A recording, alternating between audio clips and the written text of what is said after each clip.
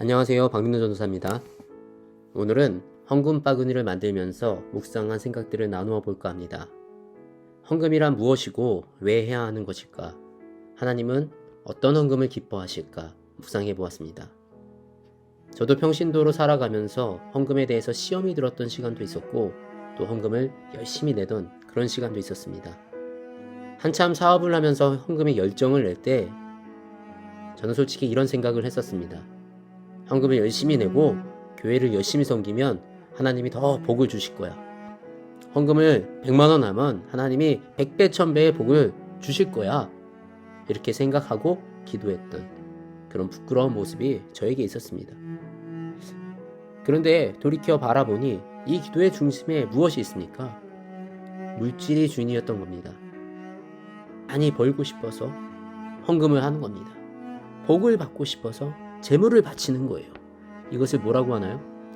기복신앙이라고 하는 것입니다. 성경에 보면 이런 말씀이 있잖아요. 말라기에서 너희의 온전한 11조를 창고에 들여 나를 시험하여 내가 하늘 문을 열고 너희에게 복을 쌓을 곳이 없도록 붙지 아니하나 보라. 네, 이 말씀을 잘못 이해해서 우리가 이 기복신앙에 잘못된 길로 빠졌던 것 같습니다. 그렇지만 이 말씀을 잘 보면 분명히 온전한 11조라는 말씀을 하고 계십니다. 온전한 11조가 무엇인가요? 성경 속에서 11조를 처음으로 드렸던 인물은 아브라함이었습니다. 아브라함은 어떤 마음으로 11조를 드렸을까요? 조카 롯을 구하기 위해 달려가 적들을 물리친 아브라함에게 제사장 멜기세덱은 이렇게 축복합니다. 너희 대적을 내 손에 붙이신 지극히 높으신 하나님을 찬송할지로다. 그랬더니 아브라함이 노획물의 10분의 1을 멜기세덱 제사장에게 떼어줍니다. 이것이 성경에 기록된 첫 번째 11조였습니다. 이 멜기세덱의 이 축복이 무엇인가요? 아브라함의 승리가 하나님의 것이라는 것입니다. 아브라함은 자신의 승리를 자신의 강함이나 군사들의 용맹함이 아니라 하나님으로 인하여 승리하고 롯을 구할 수 있었다는 그 사실을 인정한 것입니다. 헌금은 내가 번 이 재물들이 나의 능력이나 나의 노력으로 얻은 것이 아니라 하나님의 은혜로 인하여 이룰 수 있었다는 그 고백인 것입니다. 내가 지금까지 살아온 것도, 내가 이렇게 공부하고 취업할 수 있었던 것도, 내가 이렇게 사업을 유지하고 나아갈 수 있었던 것도, 이렇게 풍족하게 누릴 수 있는 것도 모두 하나님의 은혜라는 사실을 인정하는 것, 그것이 바로 헌금입니다. 나를 시험하라는 하나님의 말씀은 바로 너희가 이런 마음, 내 가진 모든 것이 하나님의 것입니다. 나는 주님으로 충족합니다. 나는 지금 이 주신 것으로 충분하고 주신 은혜로 만족합니다. 이런 마음을 가지고 11조를 드린다면 하늘 문을 열고 우리에게 복을 쌓을 곳이 없도록 붓는다고 말씀하십니다. 이런 것이 온전한 11조, 온전한 헌금인 것입니다. 예수님께서 과부의 두렙돈 헌금을 보시고 헌금함에 넣는 모든 사람보다 많이 넣었다라고 말씀하십니다. 그 과부의 가진 모든 것을 드렸기 때문입니다. 가난한 과부가 감사한 마음으로 정성스럽게 드리는 헌금은 하나님이 기뻐 받으시는 기쁨이 될 것입니다. 부자가 천국 가기 힘들다고 말씀하신 이유도 이런 것에 있을 것입니다. 가난한 사람은 나의 모든 가진 것을 언제든지 주님께 드릴 준비가 되어 있습니다. 그런데 가진 것이 많은 사람들은 나의 가진 것들을 내려놓고 주님을 따르기가 너무 어렵습니다. 가진 것은 이미 나의 권력이 되어 있고 힘이 되어 있고 능력이 되어 있기 때문입니다. 사실 우리가 돈을 많이 갖기 원하는 것이 이런 마음 아닌가요?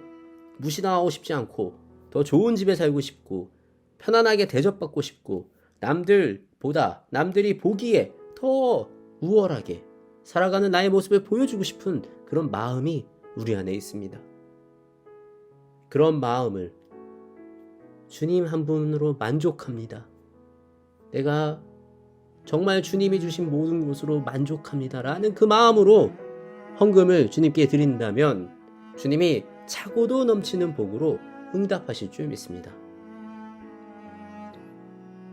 그리고 저는 이제 개척교회를 시작하면서 교회의 입장에서 헌금을 돌아보지 않을 수 없습니다.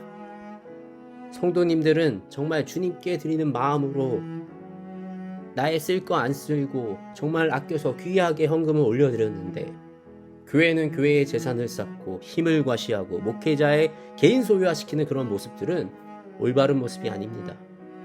헌금은 교회에게, 목회자에게 내는 것이 아니라 주님께 올려드리는 것인데, 그렇다면 교회는 이 헌금을 어떻게 관리해야 할까요? 먼저 교회는 투명하게 재정을 관리해야 합니다. 모든 지출과 모든 내역이 투명하게 관리되고 감사를 통해서 건강한 교회 재정의 사용이 추구되어져야 합니다. 재정의 문제는 항상 그렇습니다. 감추어 놓으면 꼭 그곳에서 문제가 발생되기 때문입니다. 그리고 교회는 헌금을 하나님이 주신 목적대로 사용되어져야 합니다. 오직 내 하나님 여호와께서 택하실 곳에서, 내 하나님 여호와 앞에서 너는 내 자녀와 노비와 성중에 거주하는 레위인과 함께 그것을 먹고, 또 내 손으로 수고한 모든 일로 말미암아 내 하나님 여호와 앞에서 즐거워하되. 하나님이 우리에게 11조를 이렇게 사용하라고 가르쳐 주신 말씀입니다. 헌금은 물론 교회를 운영하고 유지하는 데 사용되어져야 합니다. 그리고 목회자의 생활과 생계를 위해서 또 사용이 되어져야 할 것입니다. 그러나 이 비중이 지나치게 많이 차지해 버린다면 교회는 재정의 건강성을 상실하게 됩니다. 교회가 감당해야 될 복음의 전함과 선교와, 그리고 우리 가난하고 소외된 이웃들을 위해 사용되어져야 되는 비용이 지출할 수 없는 상황이 되어질 것입니다.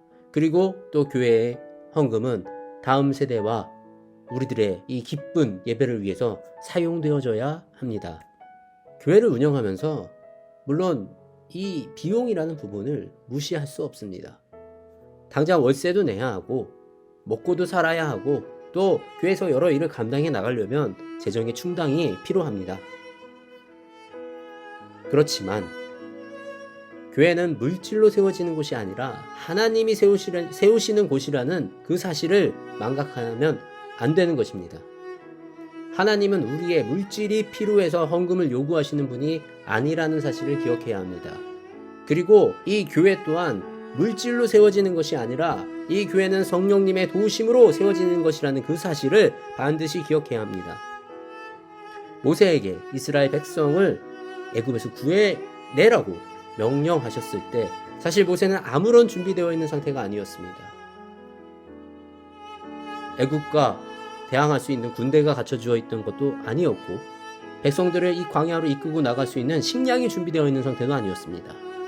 하나님의 명령에 순종하여 떠난 길이었고, 그렇게 이끄심으로 광야로 나아갔을 때 그곳에서 살아계신 하나님의 놀라운 역사들을 경험했습니다.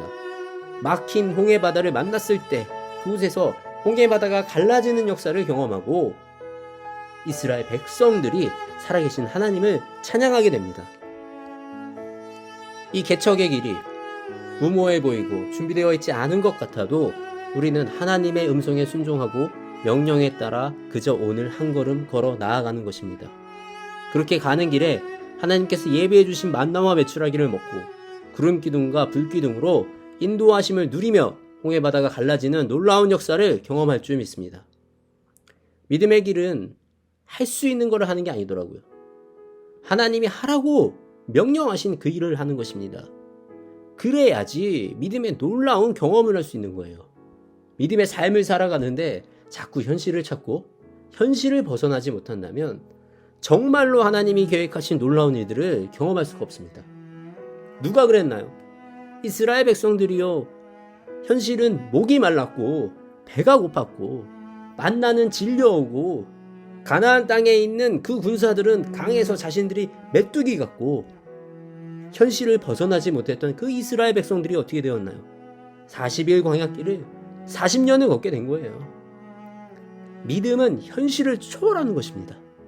믿음은 현실보다 더 크신 하나님을 경험하고 따라가는 것입니다. 교회가 이런 믿음을 가져야 합니다. 현실보다 더 크신 하나님이 교회의 참 주인이시고 교회를 세워가시는 분이라는 사실을 믿고 교회의 재정을 의지하는 것이 아니라 하나님을 의지하여 이 교회를 세워나가는 것입니다. 이제 라이프워십 교회를 시작합니다. 이 세워지는 이 교회에 주님의 충성된 종으로 채워주시기를 원합니다. 그리고 성도들의 헌신과 노력들이 온전히 하나님의 영광이 될 수 있도록 정말 최선을 다하는 교회가 되어지기를 원합니다. 그래서 이 땅에서 교회가 감당해야 될 그 소명을 감당하고 또 라이프워십 교회에 주어진 그 사명을 향해 힘차게 나아가 믿음의 가정들을 세워나가고 그 가정들을 통해 다음 세대를 일으키며 또 주님의 마음에 있는 곳, 이 시대의 아픔과 고통에 있는 그곳에 있는 광야의 백성들과 함께 믿음의 길을 담대히 걸어나가는 그런 교회가 세워지도록 모두가 함께 기도해 주시고 동역해 주시기를 바랍니다.